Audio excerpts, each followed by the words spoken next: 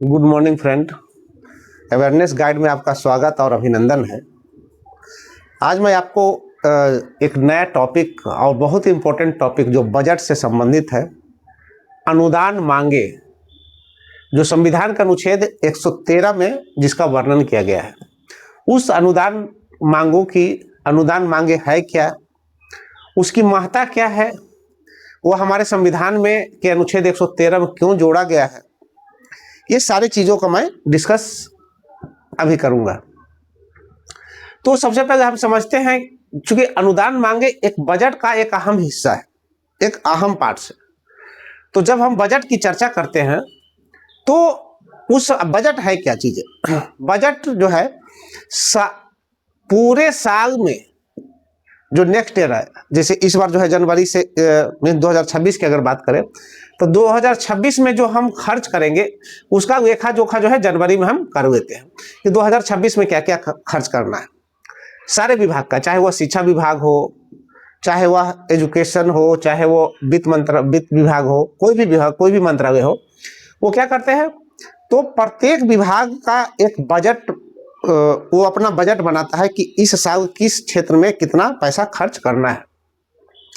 तो जब सारे विभाग का, सारे मंत्रालय का बजट जो है हो जाता है कि हमको जो है इतना पैसा चाहिए, तो उतना पैसा उसके पास आएगा कहाँ से, इस चीज को समझना है। मीन्स मान लीजिए कि शिक्षा मंत्रालय है और शिक्षा मंत्रालय को है क्या है तो 1 अरब करोड़, मान लीजिए कि 1 अरब करोड़ का ये बजट बनाया है कि 2026 में 1 अरब करोड़ रुपए हम क्या करेंगे, खर्च करेंगे।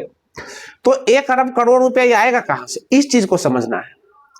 तो इसी के लिए मीन्स 1 अरब करोड़ रुपया, तो इसी तरह से सारे विभाग होगा, शिक्षा विभाग होगा, वित्त विभाग होगा, विदेश विभाग होगा, विदेश मंत्रालय, इस तरह का सारे है। तो सारे का एक अपना बजट होता है। वो जो बजट होता है तो वो बजट के बाद उसी के साथ अनुदान मांगे रखता है। क्या रखता है? अनुदान मांगे। अब देखिए इसी टर्म को समझना है कि अनुदान मांगे है क्या चीज। अब देखिए संविधान का अनुच्छेद 113 कहता है कि सरकार एक भी रुपया जो है संसद के अनुमति के बिना खर्च नहीं कर सकती है। मीन्स अगर सरकार को 1 रुपया भी जो है खर्च करना हो तो क्या करेगी, वो संसद से उसको अनुमति प्राप्त होना जरूरी है। यही अनुमति जो मांगता है वो उसी को हम अनुदान मांग कहते हैं। अब देखिए, तो अब हम तो ये समझ गए कि अनुदान मांगे है क्या। मीन्स कोई भी मंत्रालय जो अपना खर्च का बजट बनाया कि नेक्स्ट ईयर जो है इस साल माने कितना हम खर्च करेंगे, और वो पैसा जो है कहाँ से आएगा, वो पैसा जब सरकारी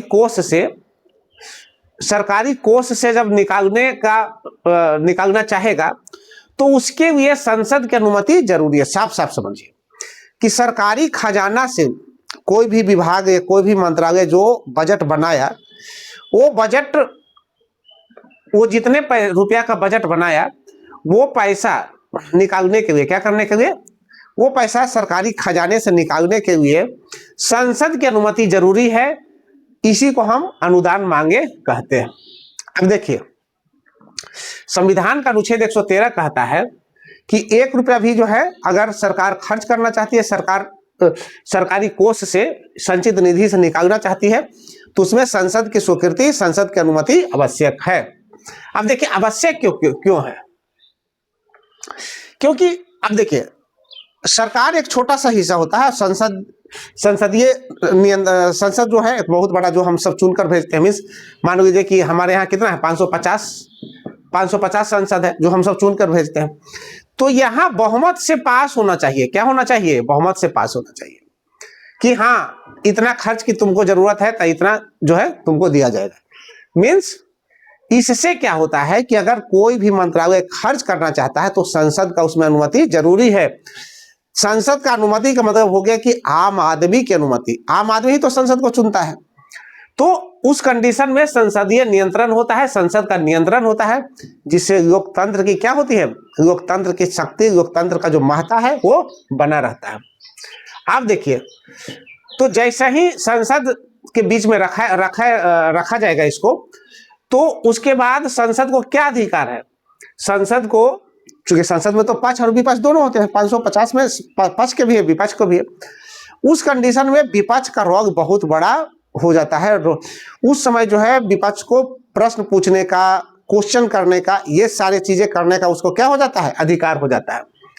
मीन्स उस समय, अच्छा, एक तो प्रश्न विपक्ष जो है उस पर बहुत तरह का प्रश्न पूछ सकता है। दूसरा, जो विभाग है, जो मंत्रालय पैसा मांगा है, उस विभाग की भी जवाबदेही है कि वो सारे का ब्यौरा देगा कि पिछले वित्तीय वर्ष में मैंने कितना पैसा का निकासी किया था, उसको कहाँ कहाँ खर्च किया, और इस बार जो निकासी करूंगा उसको कैसे खर्च करूंगा, वो सही जगह खर्च हो रहा है कि नहीं हो रहा।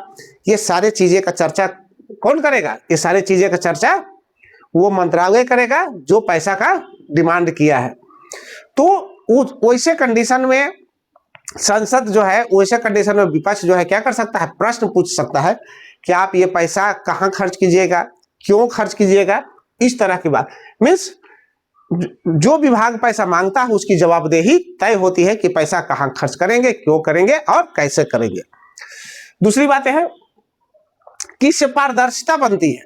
मीन्स सबके सामने पूरे संसद में ये बात को बताना पड़ता है कि मैंने इतना पैसा मांगा, तो इतना पैसा ये कहाँ खर्च करेंगे, मैंने क्यों मांगा, और जो पैसा जिस पार्टिकुलर जगह पर खर्च करेंगे वो क्यों करेंगे, क्या उसका औचित्य है, क्या प्रासंगिकता है, इस तरह की चर्चा हम करेंगे।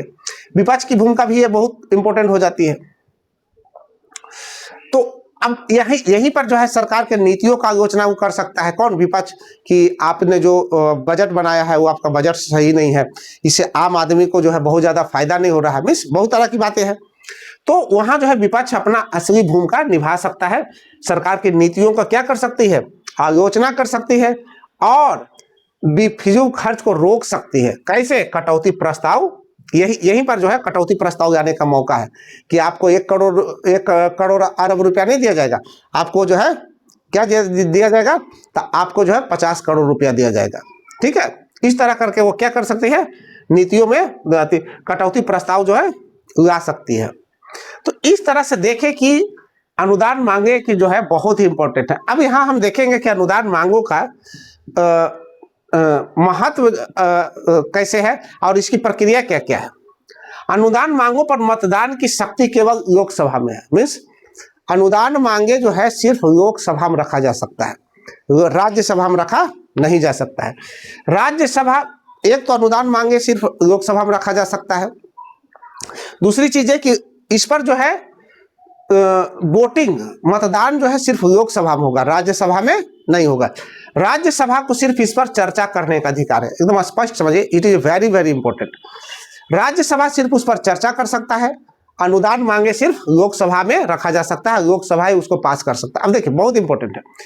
अब यहाँ इंपॉर्टेंट ये है कि लोकसभा हम जो है डायरेक्ट संसद का जो चुनते हैं वो लोकसभा में ही चुनते हैं, ना कि राज्यसभा में। राज्यसभा में तो इनडायरेक्ट तरीका से जाता है। आम आदमी प्रत्यक्ष रूप से राज्यसभा के प्रतिनिधियों को चुनता नहीं है, इसीलिए ये मांगों को सिर्फ लोकसभा में रखा गया, क्योंकि आम नागरिकों का जो है पूरी तरह से जो है दबदबा कहाँ है, लोकसभा में, ना कि राज्यसभा में, क्योंकि लोकसभा के सांसदों को डायरेक्ट चुनकर आम जनता भेजता है। यही कारण है कि इसको कहाँ रखा गया है, इसको लोकसभा में रखा जाता है। दूसरी बात है, कोई भी अनुदान मांगे राष्ट्रपति के पूर्व सिफारिश के बिना संसद में पेश नहीं की जा सकती है। मीन्स सबसे पहले वो जो है उस पर राष्ट्रपति, चूंकि अनुदान मांगे जो है क्या है, ये धन विधेयक के अंतर्गत आता है। कौन सा विधेयक आता है? अनुदान मांग से संबंधित विधेयक धन विधेयक के अंतर्गत आता है। इसलिए इसको सिफारिश करने, इसको जो है संसद में रखने से पहले जो है राष्ट्रपति के पूर्व स्वीकृति जरूरी है। कोई भी अनुदान मांग अगर रखते हैं तो उसको जो है राष्ट्रपति की पूर्व स्वीकृति आवश्यक है। अब देखिए ये बात बताए थे कि यदि अब देखिए यदि लोकसभा जो है क्या करता है, सरकार के किसी भी मांगों को नामंजूर कर देता है। अभी बताए कि अनुदान मांगे कहाँ रखा जाएगा, लोकसभा में रखा जाएगा, राज्यसभा में नहीं रखा जाएगा। राज्यसभा सिर्फ उस पर डिस्कस कर सकता है, उस पर मतदान नहीं कर सकता है, सिर्फ लोकसभा में मतदान होगा। और लोकसभा में जैसे ही मतदान होता है और लोकसभा उसको क्या कर देती है, उस अनुदान मांगों को नामंजूर कर देती है। अब देखिए लोकसभा में 550 सदस्य जो है, 550 सदस्य, तो 550 में बहुमत कोई भी अनुदान मांगों का बहुमत नहीं आ पाया। मीन्स साफ साफ ये हुआ कि जो है 2/3 जो है इसके पक्ष में नहीं है। तो मीन्स इसका मतलब साफ साफ है कि 2/3 अगर इसके पक्ष में नहीं है तो इसका मतलब है कि आपको बहुमत लोकसभा में है ही नहीं है। उस कंडीशन में क्या हो सकती है, सरकार बहुमत खो भी सकती है। तो इस तरह से देखें कि बजट में बजट से संबंधित अनुदान मांगों की बहुत बहुत महत्व है। इससे क्या होती है, इससे संसदीय नियंत्रण स्थापित होती है, जवाबदेही फिक्स होती है, इसमें जो है पारदर्शिता पूरी तरह से आती है, क्योंकि उसको बताना पड़ता है कि कहाँ खर्च करेंगे, क्यों करेंगे और कैसे करेंगे। और विपक्ष की भूमिका इसमें क्या हो जाती है, बहुत ही महत्वपूर्ण हो जाती है। तो इस तरह से हमने देखा कि इसकी महत्ता है।